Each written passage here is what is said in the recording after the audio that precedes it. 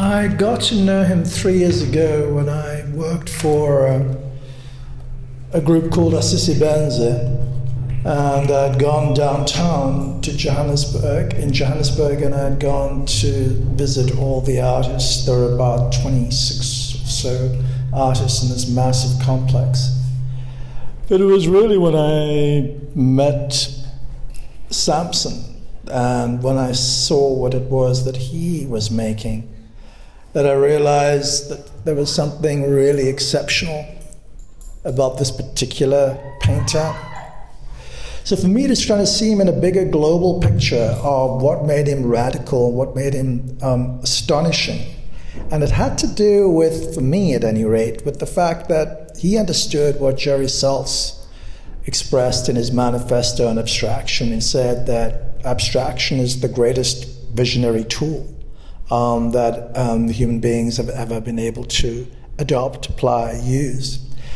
And it was in that sense, that broader sense of not telling you what meaning is, but situating you in a condition, in a state of feeling that you could interpret your whole life through those moments.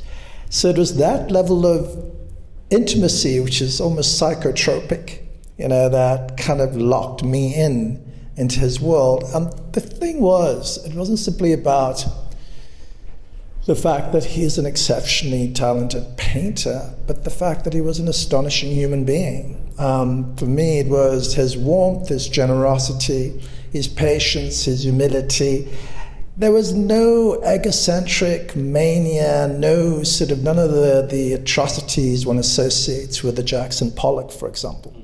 Here is a human being who had an incredible sense of tenderness, and I'm always more drawn to tender people than aggressive ones. And for me, he was remarkably gentle, remarkably warm, and he had this gravelly laugh, this way of chuckling.